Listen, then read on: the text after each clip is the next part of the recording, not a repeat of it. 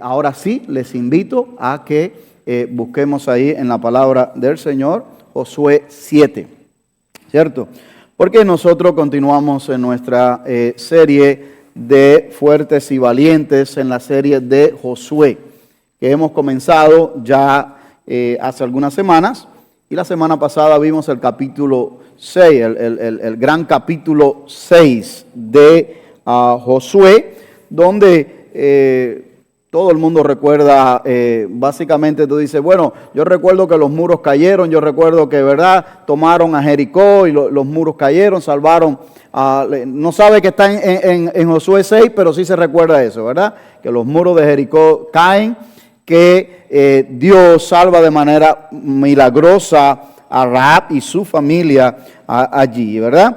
Y esto fue un tremendo comienzo, un buen comienzo para el pueblo de Israel y también para el liderazgo de Josué. ¿Por qué? Porque aconteció tal como Dios había dicho allí. Pero no todo lo que comienza bien, anda bien y termina bien, ¿verdad? Entonces, no fue tan bueno para la nación posteriormente por algunas cosas que pasaron ahí que vamos a ver en este capítulo 7. Y entonces tiene un final trágico, tiene partes trágicas para la nación, pero en especial para una familia del pueblo de Israel. En este capítulo 7 nosotros vemos que el pueblo de Israel sigue su marcha en la conquista de la tierra prometida. Ya Jericó sale de escena. Por lo menos en este momento, lo que es la conquista, ya la conquistaron, los muros cayeron, ya la sometieron. Ahora el próximo paso o la próxima ciudad que está en el paso de ellos, de la conquista de la tierra prometida, es una ciudad pequeña. No es una ciudad grande, tampoco de muchos habitantes, se llama Hai, es una ciudad muy pequeña. Y Josué, continuando con el estilo que ya había practicado antes en Jericó y anteriormente, él mismo envía espías. Y dice, vayan y reconózcanla a ver qué tal. Los espías fueron, la reconocieron, regresaron y dijeron, ¿sabes qué? No es necesario, entendemos, que envíes a todo el pueblo a conquistar esta ciudad cuando esta sociedad es una cosita pequeña. En realidad, envía 2,000 o 3,000 hombres de guerra que ellos es suficiente para esta ciudad. O sea, que en realidad la ciudad era pequeña. 2,000, 3,000 hombres de guerra podían conquistar esta ciudad. En Josué 7 está esto. Ahora, el tamaño de la ciudad no era el problema. Lo débil o lo fuerte de los que vivían allí tampoco era el problema. Ni el tamaño ni lo débil podría evitar lo que se vendría para el pueblo y para Josué.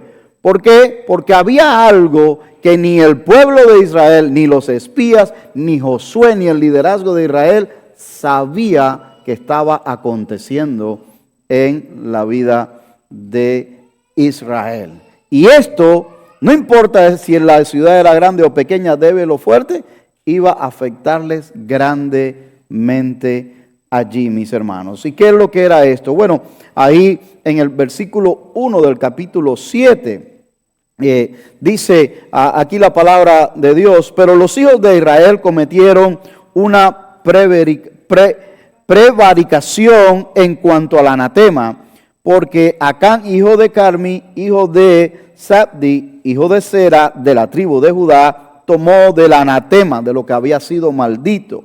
Y la ira de Jehová se encendió contra los hijos de Israel. Así que alguien había tomado algo que no le pertenecía. Y esto es lo que dice aquí la Escritura. Habían hecho una prevaricación en cuanto al anatema. ¿Y qué quiere decir esto? Bueno, habían tomado algo que Josué había dicho anteriormente, que no tomasen nada de esa ciudad. Que todo eso estaba apartado, dedicado para el Señor. Y que había que dejarlo todo allí, mis hermanos. Pero En el capítulo anterior, en el capítulo 6, versículo 18, si usted tiene su Biblia, lo puede ver, dice, pero ustedes tengan mucho cuidado, porque esta fue la instrucción de Dios a Josué y de Josué al pueblo, y le dice, pero ustedes tengan mucho cuidado en cuanto a las cosas dedicadas al anatema. No sea que las codicien, ya Dios había alertado esto. Hermano, es interesante que Dios no va a hacer nada en tu vida, ni en mi vida, ni en la vida de su iglesia, ni en la vida de la nación, sin antes advertirnos y dejarnos saber lo que sí y lo que no. Y ya Dios lo había dicho y dice, no sea que lo codicien y tomen de las cosas del anatema, hagan maldito el campamento de Israel y traigan desgracia sobre él. En el versículo 19 dice, toda la plata y el oro y los utensilios de bronce y de hierro están consagrados al Señor. Entrarán en el tesoro del Señor. Tú le estás tomando de lo que ha sido consagrado para el Señor si haces eso. Y eso fue precisamente lo que pasó. Eso fue precisamente lo que pasó. Prevaricación se refiere a un tipo de pecado caracterizado, mis hermanos, básicamente por una malicia pensada y voluntariamente aceptada y ejecutada. En otras palabras, lo va a hacer porque ya lo dijo, si encontramos algo allá, nos lo llevamos y total, nada va a pasar. Bueno, ese es el pensamiento que a veces tenemos. La segunda consecuencia que vino a raíz de esto fue que la ira de Jehová se encendió. Eso dice el versículo 1. La ira de Jehová se encendió contra los hijos de Israel. Dios apartó la bendición de los hijos de Israel. ¿Qué se refiere a esto? Bueno, se refiere a muchas cosas, pero en este momento específico donde ellos iban a enfrentarse a otra ciudad, que iban a entrar en un modo de guerra con ellos, se refiere a su protección, a su capacidad de intimidar al enemigo, a sus fuerzas. Dios le quitó su bendición. Y Israel, como nación en general, ni los líderes tenían conocimiento de esto. ¿Cómo ellos se dan cuenta de esto? Bueno, los que leyeron el capítulo 7 ya lo saben. Los que lo han oído ya lo saben. Los que no lo han oído, ¿cómo se dieron cuenta? Bueno, se dieron cuenta porque sufrieron una vergonzosa derrota. Huyeron, los de Israel huyeron delante de los hombres de Jai, de los cuales 36 de ellos quedaron en el campo. Quedaron en el campo, mis hermanos. Una ciudad que ellos mismos habían dicho, no vaya todo el pueblo, solamente envía 2,000 o 3,000 personas porque son pocos. Y ahora se encuentran huyendo delante de ellos y con bajas dentro del ejército. Por supuesto que Josué, usted y yo vemos en el texto que rompió su vestido y se postró delante del Señor, rostro en tierra hasta por la tarde, delante donde estaba el arca y los ancianos de Israel y todos ellos, y echaron polvo, cenizas sobre sus cabezas como señal de duelo. ¿Qué está pasando en medio de nosotros? ¿Por qué nos has hecho esto, Dios?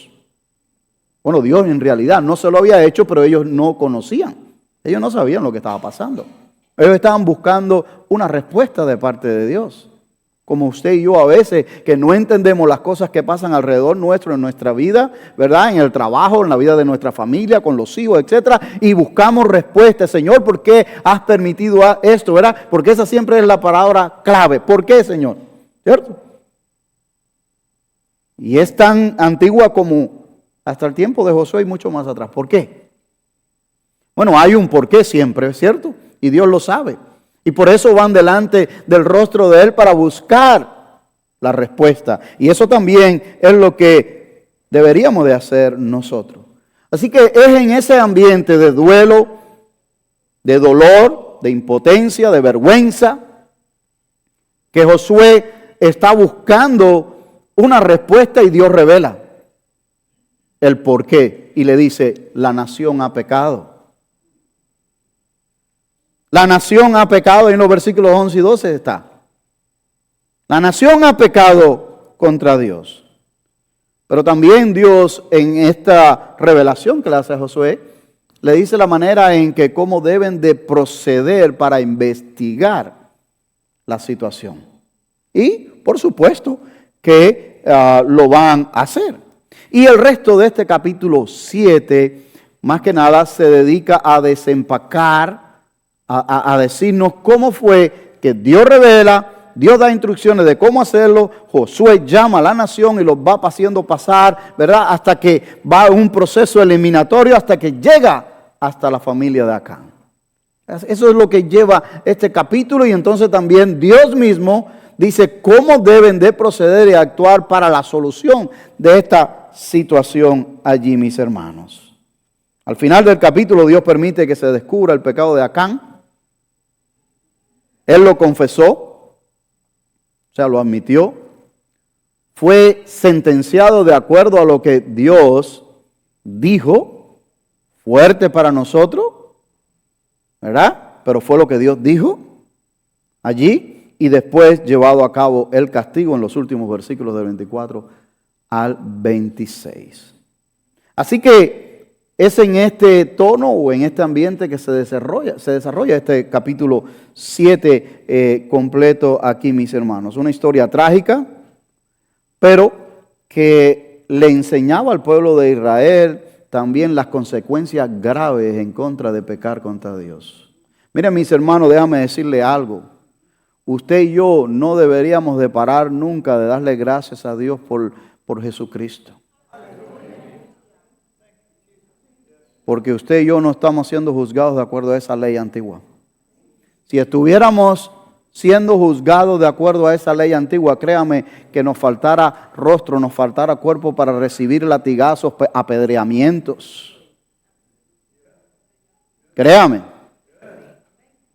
Si se va a implementar eso, debemos de darle gloria y gracias al Señor Jesucristo todo el tiempo, porque Él cargó sobre sí el castigo que tú y yo merecíamos. No solamente del pecado allá en la transgresión en Edén, pero también de lo que se impuso en la ley allí, mis hermanos. ¿Qué nos comunica esta historia? Un poco triste y fuerte a su vez, porque sí lo es. No, tampoco podemos ignorarlo. Sí, es fuerte y es triste. No nos gusta ver estas cosas que pasen así. Yo he titulado lo que quiero compartir con usted hoy: el enemigo invisible puede sabotear tus victorias. Sí. Puede sabotear tu vida espiritual. Sí, lo que Dios tiene planeado para ti, delante de ti, ese enemigo invisible puede ser allí un stone, una piedra, un obstáculo en el camino allí, mis hermanos. El enemigo invisible es invisible, pero es real. Y puede tomar diferentes formas. ¿Sí? En el caso de Acán tomó la forma de codicia. Pero en el caso de Nabucodonosor tomó la forma de orgullo. En el caso de David tomó la forma de un deseo sexual inapropiado con una mujer que no era la suya. Entonces, esto puede tomar diferentes formas allí, mis hermanos. ¿Por qué? Porque sí, le sucedió a Acán, a Nabucodonosor, a David. Pero ¿sabes qué? Te puede suceder a ti y a mí. A cualquiera. Y tenemos que estar vigilantes, alertas, con relación a esto en nuestras vidas, mis hermanos. Debemos de tener cuidado con la trampa de nadie me está viendo. Nadie me ve. Mira alrededor, mira acá, mira allá, no hay cámara, no hay nadie grabando, no hay nada, nadie me ve. Cuidado, porque esta es una de las trampas más sutiles que la mente juega. ¿Sí? ¿Por qué? Porque la carne alimenta esa idea por la codicia. El deseo vehemente que adquiere el corazón de tener aquello que otros tienen o que lo que nadie más tiene, pero yo lo quiero. Y luego creemos realmente que nadie nos está viendo y procedemos a pecar. damos rienda a la concupiscencia, a la carne. Esto sucede muy a menudo. Sucede a menudo con las cosas materiales. Creemos que nadie nos ve. Con cosas insignificantes, pequeñas. Sucede a menudo en infidelidades. Estoy en otro estado, estoy en otro pueblo, estoy en otro país, nadie lo sabe. ¡Ja! Cuidado. Sucede también allí con el poder. Pero se nos olvida que hay alguien que todo lo sabe, que todo lo ve y que lo está registrando. Todo lo sabe, todo lo ve y lleva un account suyo y mío allí. Dice el salmista en el Salmo 139, versículo 1 al 3, dice: oh Jehová, tú me has examinado y conocido. Tú has conocido mi sentarme, mi levantarme, has entendido de lejos mis pensamientos, has escudriñado mi andar y mi reposo, y todos mis caminos te son conocidos. Si brinca unos versículos más adelante en ese mismo Salmo, en el versículo 7 dice: ¿a dónde me iré de tu espíritu? ¿Y a dónde huiré de tu presencia? Y no vamos a leer el resto porque la mayoría lo sabe. Si voy aquí, voy allá, tú estás aquí, tú estás allá. ¿A dónde nos vamos a ir? El sabio Salomón dice en Proverbios 15:3, dice: los ojos de Jehová están en todo lugar, mirando ¿quién? A los buenos y a los malos, a todos. Hebreos 4:13 dice: y no hay cosa creada que no sea manifiesta en su presencia. Antes bien, todas las cosas están desnudas y abiertas a los ojos de aquel a quien tenemos que dar cuenta. Entonces sí, mis hermanos, tenemos que tener cuidado con la trampa que llega a nuestra mente de que nadie me ve. Esto es insignificante, esto es una pequeñez, es una bobadita, eso no pasa nada. Cuidado, cuidado con eso, mis hermanos, porque Dios sí lo ve todo. Tal vez tus hijos no lo están viendo en ese momento, pero Dios sí lo está viendo. Tal vez tu esposa o tu esposo no lo está viendo en ese momento, pero Dios sí lo está viendo. Tal vez tu empleador o supervisor no está viendo el tiempo que matamos a veces para completar las 8 horas y tratar de cortar esquina, pero Dios sí lo está viendo. Tal vez a las 2 de la mañana, a las 3 de la mañana, cuando la esposa y los hijos están acostados, Dios está viendo lo que hacemos en ese computador o en ese teléfono. Dios está viendo todo. Y a Él tendremos que dar cuenta de eso. Tenemos que tener conciencia de eso, mis hermanos. Cuando yo digo cuidarnos de eso, no me refiero a que nadie me vea. Ay, tengo que cuidarme para hacerlo. No, lo que estoy diciendo es que no lo hagamos. Que tengamos cuidado con la tentación de caer en eso, mis hermanos. Siempre hay alguien que nos está viendo. El pecado oculto debilita nuestra vida espiritual y destruye la confianza de la familia. Sí, mis hermanos. Una vez más, la Escritura muestra en este pasaje o en esta historia que las cosas espirituales tienen implicaciones en lo material. Que las cosas espirituales tienen implicaciones en la vida literal suya y mía. La codicia trajo allí, mis hermanos, llevó a Acán a tomar algo que no le pertenecía y trajo consecuencias trágicas en su familia. Es interesante ver este versículo 21 del capítulo 7. Porque este versículo nos enseña algunas cosas que ya Juan, en Primera de Juan, nos había hablado también. Pero mire el versículo 21 dice: cuando vi entre el botín un hermoso manto de Sinar y 200 siclos de plata y una barra de oro de 50 siclos de peso, la codicié y la tomé. Y todo está escondido en la tierra dentro de mi tienda con la plata debajo. O sea, este es el momento donde ya llegó al momento, valga la redundancia, que Josué confronta a las tribus y llegó hasta Acán y Acán confesó. Entonces, ese es el momento, el versículo 21, donde él ya confesó y realmente yo hice esto.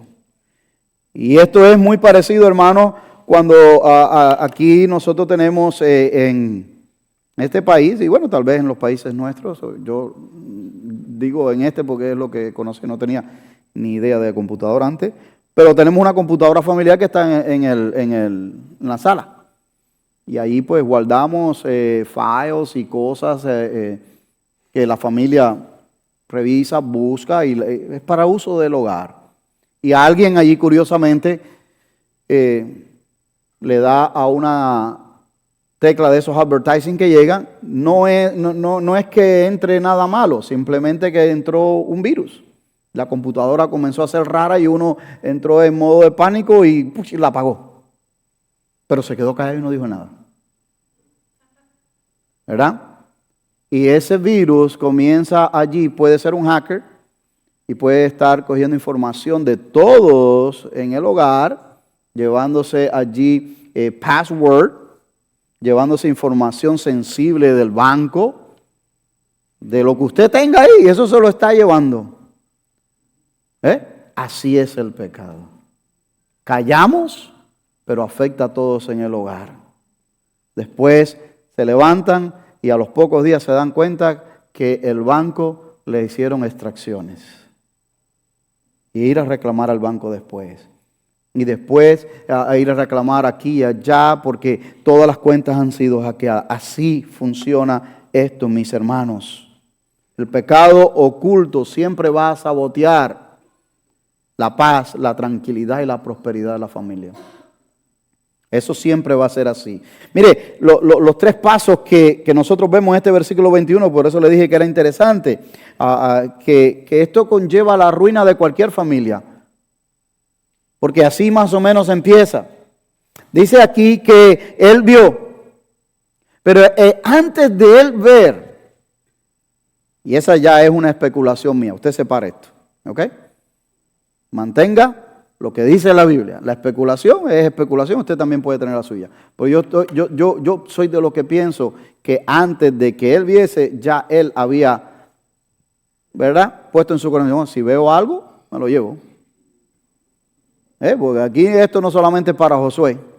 No, esto no es solamente para Josué. De todas maneras, el arca del Señor tiene mucho, un poquito. Esto nos lo ha entregado Dios y comenzamos a justificar la acción. ¿Verdad? Eso pienso yo, pero yo me someto a lo que dice Él vio, y sí, es que por la ventana de los ojos, hermanos, entra. Tenemos que tener mucho cuidado con eso. Dice, él codició, entró a su corazón. Y él tomó, ahí puso manos en la acción.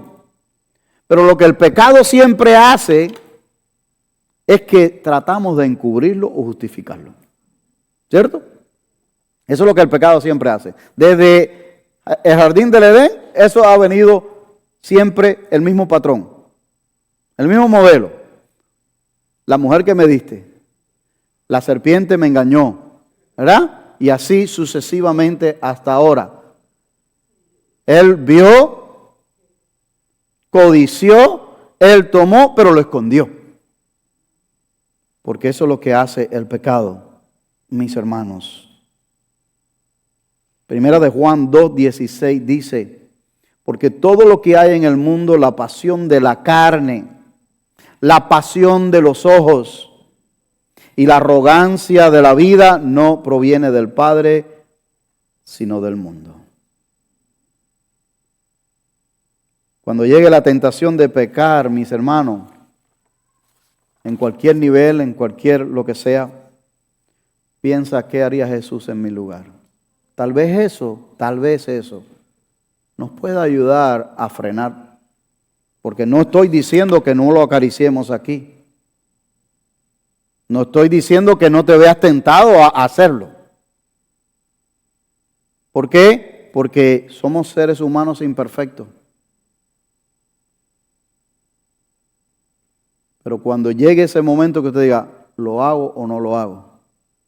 Piensa, ¿qué haría Jesús? ¿Lo tomaría, lo dejaría, daría el paso, hablaría, no hablaría? ¿Qué haría Jesús en mi lugar? Y te va a costar, y nos va a costar doblegar la carne, porque la carne ya está lista. Ya la carne está lista para lanzarse. Pero ahí es donde entra esa guerra entre el espíritu y la carne. Someter esa carne. No voy a hablar así. No voy a hacer esto. No voy a tomar aquello o lo otro. La situación X que sea, no lo voy a hacer. ¿Qué haría Jesús en mi lugar? Eso nos va a ayudar mucho, pero muchísimo. Créanme. Si después de eso decides hacerlo, de verdad que no hay mucho temor del Señor, entonces, o somos muy weak, o no sé, pero ¿qué haría Jesús en mi lugar? ¿Sabes por qué? Por este segundo punto que te voy a compartir. Porque debemos considerar el efecto dominó que conlleva mi pecado. Debemos considerar el efecto dominó que conlleva nuestro pecado. Sí. Todos sufrimos las consecuencias del pecado a nuestro alrededor. Sea en el hogar, sea en el trabajo, sea en la ciudad o sea en la nación, como fue el caso de Israel en este momento que estamos viendo. El pecado, de acuerdo a los versículos 4 y 5, fue de Acán, pero pagó toda la nación. ¿Verdad? El pecado fue de él.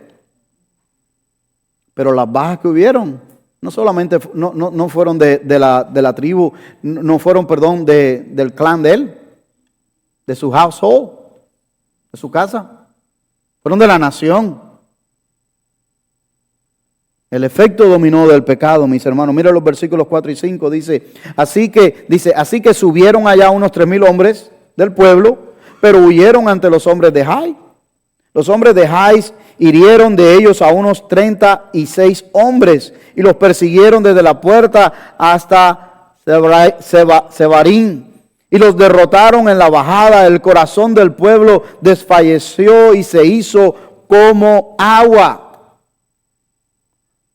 Allí hubieron bajas, allí quedaron hijos, hijas sin padres, allí quedaron mujeres viudas y allí quedaron también padres que ya no volvieron a ver a sus hijos vivos regresar de la guerra por causa del pecado de uno. ¿Ve el efecto dominó? El efecto dominó. Sí, mis hermanos. Y déjame decirle que ese pecado de Acán no solo afectaría a la nación, por supuesto, afectaría a su familia directamente, que era parte de la nación también. Y déjame decirle algo más con relación a eso.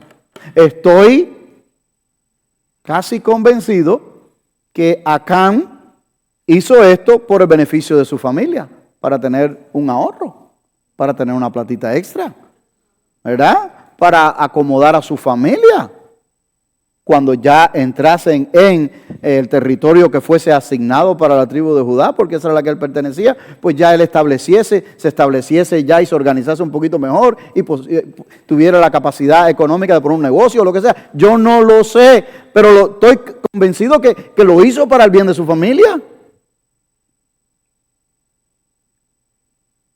Y la verdad fue que le hizo más mal que bien. Por eso es que tenemos que considerar muy de cerca cuando tomamos decisiones. Porque a veces pueden parecer buenas, con buenas intenciones, pero no es lo que Dios quiere para nosotros, mis hermanos.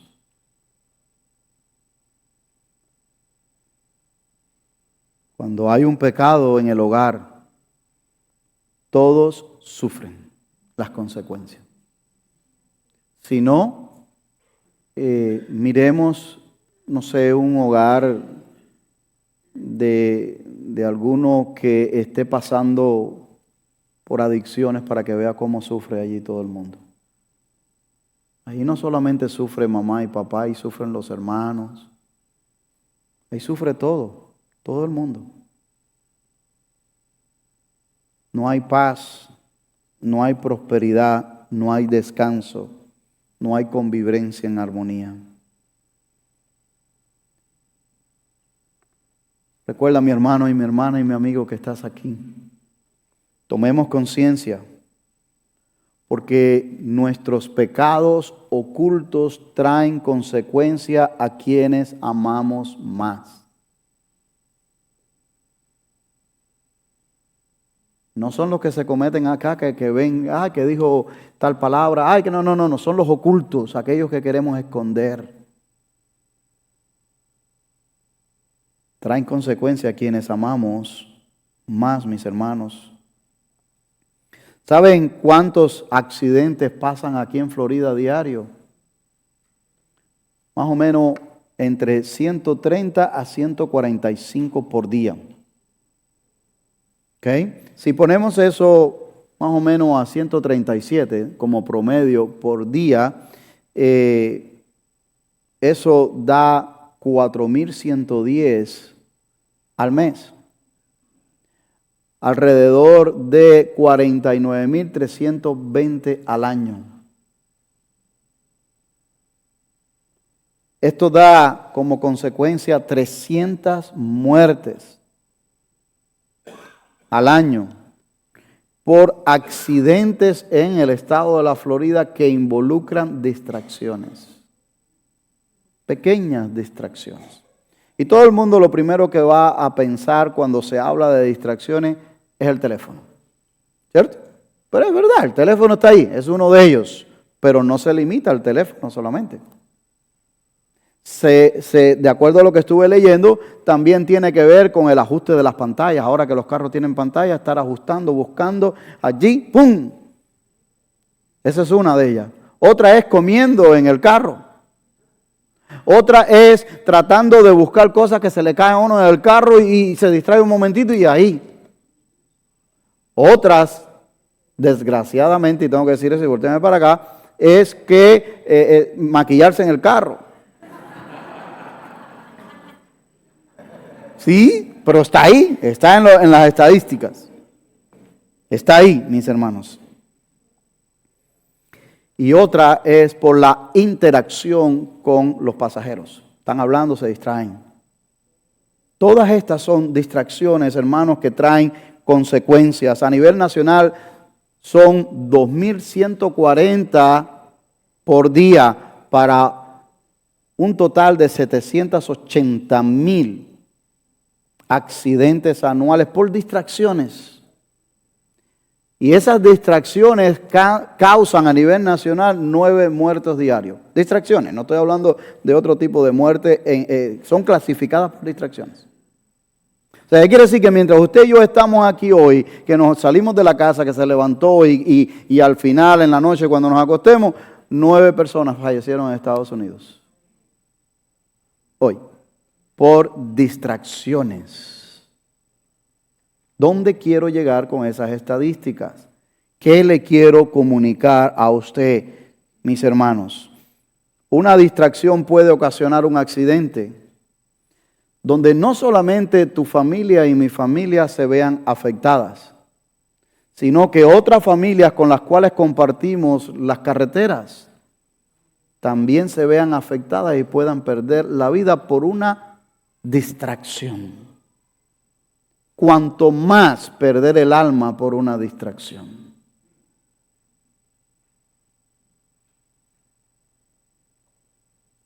Nosotros conocemos muy de cerca una familia aquí. No está con nosotros ahora, pero estuvo un tiempo con nosotros aquí. De que una distracción de un conductor provocó un accidente aquí en Ocala que dejó a su familia y a su hijo que estaba en el car seat cuadripléjico. Los otros hijos que estaban en su carro con pelvis partida, doble fractura en las piernas, dentaduras perdidas, y todos volaron para diferentes hospitales y estuvieron en procesos de reconstrucción de quemazones. Ha sido uno de los accidentes más notables aquí en Ocala. En Ocala, por un conductor distraído cuando la hermana estaba en la luz parada con sus hijitos en un carrito chiquitito y una camioneta vino por atrás distraída. ¿Por qué? Porque el hombre andaba bajo influencia, pero también andaba en el teléfono. Le ha dado así. Y los que llevan años aquí pues saben quién es esta familia de aquí de Ocala. Tristemente, las distracciones. Esas son distracciones que te estoy hablando literal, material. Pero de las espirituales son graves, mis queridos hermanos. Recordemos, nuestras decisiones espirituales no solo van a afectar nuestras vidas, sino que también van a afectar nuestro hogar, van a afectar esta congregación donde usted y yo nos congregamos, y van a afectar también la reputación del nombre de Jesucristo, de su reino, donde quiera que sea. ¿Ya? Somos una familia. Somos una familia. Mis hermanos. Déjame decirte un tercero y último aspecto de esta porción hoy, mis hermanos. El camino a la restauración siempre es doloroso. Es posible, pero será doloroso. Es posible, pero va a ser doloroso. Fíjense que aquí encontramos algunos pasos en esta porción que nos deja ver, no es que tiene que ser así, pero nos da un indicio. Y lo primero es en los versículos 6 y 9, lo que hace Josué, lo que hacen los líderes, van delante del Señor a derramar su corazón, a preguntarle al Señor, ¿qué está pasando? ¿Por qué nos ha sobrevenido esto a nosotros? ¿Qué estamos haciendo? ¿Qué ha pasado? Eso es lo primero, hermano. Dice ahí el versículo 6, entonces Josué rasgó sus vestidos y se postró rostro en tierra delante del arca del Señor hasta el anochecer, y él y los ancianos de Israel, y echaron polvo sobre sus cabezas. Y después 7 y 9 sigue diciendo. Cuando hacemos esto en humildad, humillados delante de su presencia, Dios va a revelar. ¿Por qué? Porque Dios es el primer interesado en nuestra restauración. Dios es el primer interesado en nuestra restauración, mis hermanos. Lo segundo que vemos aquí en los versículos 10 y 12 es escuchar la instrucción de Dios y sus razones. Muchas veces esa parte no la queremos escuchar. Pero Dios nos dice. Dice el versículo 10, y el Señor le dijo a Josué, levántate, porque te has postrado en tierra. Israel ha pecado y también ha transgredido mi pacto que le ordené. Y hasta han tomado de las cosas dedicadas al anatema, y también han robado y mentido, y además las han puesto entre sus propias cosas. Mire los detalles que Dios les da a Josué, pensando acá en que nadie lo había visto. ¿A cuenta? Que nadie lo vio. Y él lo escondió. Y Dios sabía dónde estaba y lo que había hecho y todo. Eso nos dice a nosotros el grado de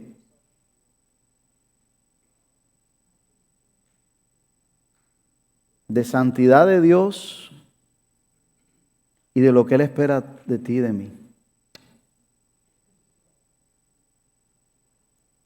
Dice el versículo 12. No pueden pues los israelitas hacer frente a sus enemigos. Él le dice, ahí te estoy diciendo por qué huyeron delante de Jai. ¿Por qué huyeron delante de un grupo que es pequeño? Esta es la razón. No pueden hacer frente a sus enemigos. Vuelvan Vuelven la espalda delante de sus enemigos porque se han convertido en anatema. No estaré más con ustedes a menos que destruyan las cosas dedicadas al anatema de en medio de ustedes.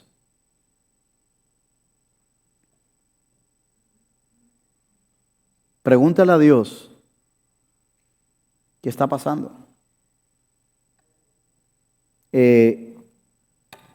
Mi consejo es, si usted le pregunta a Dios, pregúntale a Dios con la intención verdaderamente en su corazón de obedecer cuando Él te dé la instrucción.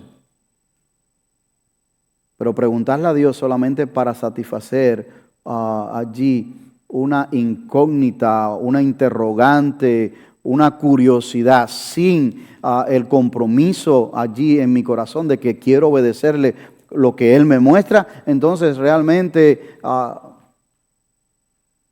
estamos jugando un poquito con Dios ahí. Y tenemos que tener cuidado con eso.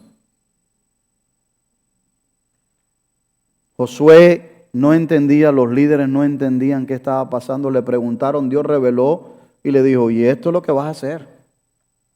Y cuando Dios te revele también a ti, pregúntele, ¿qué hago, Señor? En la palabra está lo que debemos de hacer. Tercero, primero es derramar el corazón, segundo, escuchar la instrucción, tercero, confrontar el pecado, versículos 19 y 20. Entonces Josué dijo a Acán, hijo mío, te ruego, da gloria al Señor, Dios de Israel, y dale alabanza. Declárame ahora lo que has hecho, no me lo ocultes. Y Acán respondió a Josué, en verdad he pecado contra el Señor, Dios de Israel.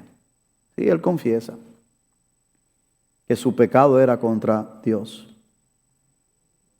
Josué no ignoró esto, no lo justificó, no lo suavizó la gravedad del asunto, pero lo confrontó con amor pastoral.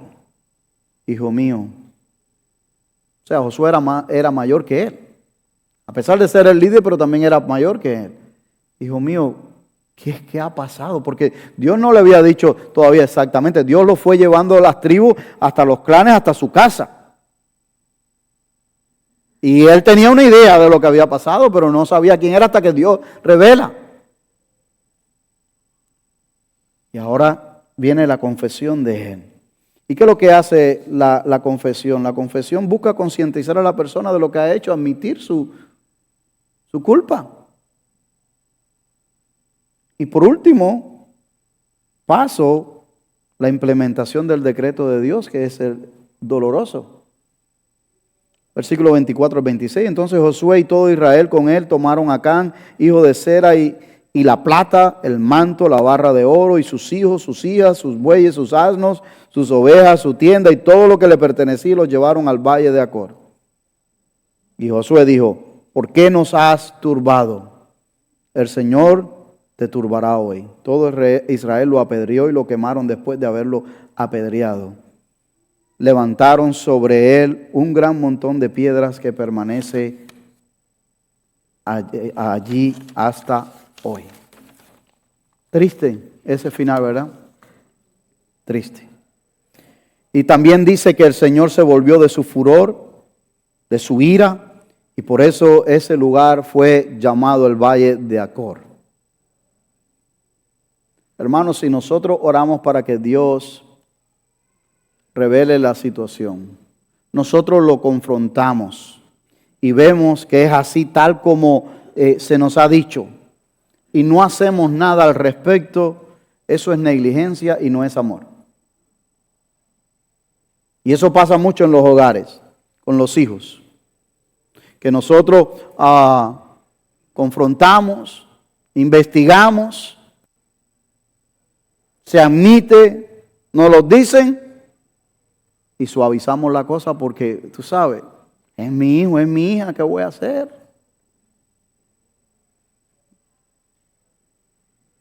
No estamos amándolos de verdad. No estamos amándolos de verdad. Yo sé que hay situación y situaciones. Yo entiendo eso. Estoy hablando de un contexto general. Josué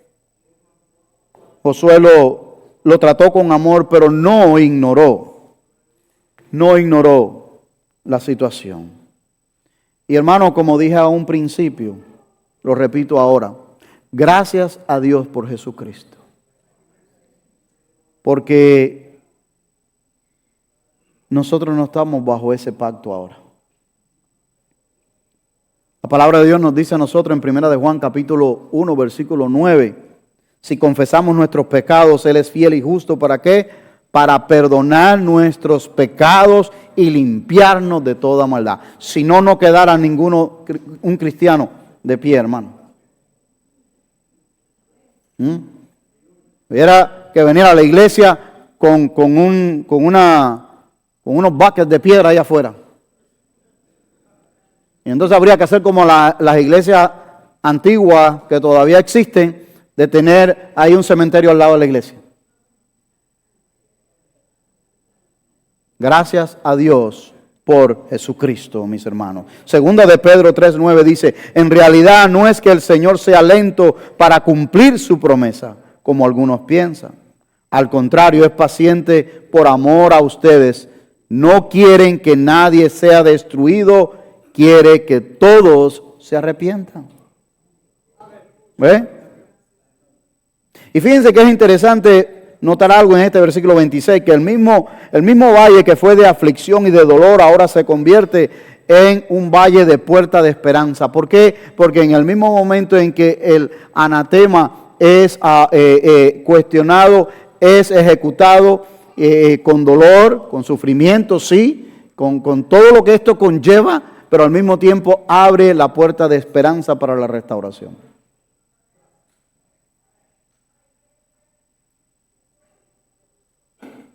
Si no se corrige, no hay restauración, no hay esperanza para seguir adelante, hermano. Hermano, ustedes pueden pasar, hermano, pueden sentarse. Cuando hay una tubería rota en casa, de agua, detrás de una pared, ¿qué hacemos? Cogemos y vemos el agua, ponemos la toalla, secamos esa agua, pintamos esa pared para que no se vea la humedad, le ponemos un mueble delante para cuando vengan las personas no se den cuenta que eso está ahí, ¿verdad? ¿Hacemos eso? No, mis hermanos. ¿Eso hay que corregirlo o no? Claro, porque si no, inevitablemente esa agua y esa humedad va a crear hongo. Y entonces vamos a estar respirando eso en nuestra salud, y es inevitable esa casa, mis hermanos. Ahora, ¿es incómodo? Por supuesto que es incómodo vivir unos días ahí mientras se hacen las reparaciones, mientras se seca todo esto, se limpia todo esto. ¿Es desagradable? Sí, sí lo es. Pero es la única forma para que la casa vuelva de nuevo a ser habitable y segura para nosotros. Claro que lo es. Y confesar y limpiar nuestra vida puede ser incómodo. Eso es verdad. Pero es lo que trae la verdadera paz y la restauración para con Dios, hermano. Si no, no. Si no, no. El teólogo escocés, y ya estoy acabando, ellos ya casi están alistándose. El teólogo y ministro escocés Alexander MacLean dijo lo siguiente, y me pareció bien interesante, y por eso se lo quise compartir textual. Dice, las victorias de la iglesia son obtenidas mucho más por su santidad que por sus dones o riqueza o elocuencia y cosas semejantes. Sus conquistas son las de un Dios santo que habita en ella. Las conquistas no son por nuestros dones, por nuestros talentos, por la elocuencia que tenga el predicador, por las riquezas que hayan, por los dones que estén manifestados dentro de la iglesia. Las conquistas de la iglesia son allí por la manera en que viva la iglesia. Y la iglesia somos nosotros, el cuerpo de Cristo. Y ahí Dios da victoria. Ahí Dios da victoria. Acán rehusó someterse al plan de Dios. Le faltó esa santidad que le hubiera dado permanencia en la conquista de la tierra prometida. Déjame decirte por último, mis hermanos, el camino hacia la restauración requiere confrontar el pecado. No suavizarlo, no ignorarlo, no pasarle por encima. Requiere esto: comprender sus consecuencias y abrazar la misericordia de Dios, la cual, por supuesto, nos conduce de nuevo a la comunión y al propósito con Él. ¿Por qué? Porque Dios no quiere que nadie perezca. Y la intención de confrontar el pecado es la restauración. No es que se aleje y echarlo fuera. ¿Das cuenta? Termino con la meditación que dice: hay victorias aguardando, pero cuidado con las zorras pequeñas e invisibles. Hay zorras pequeñas que pueden arrebatar las victorias. Y hay otros que son invisibles y no nos van a dejar avanzar. Vamos a orar.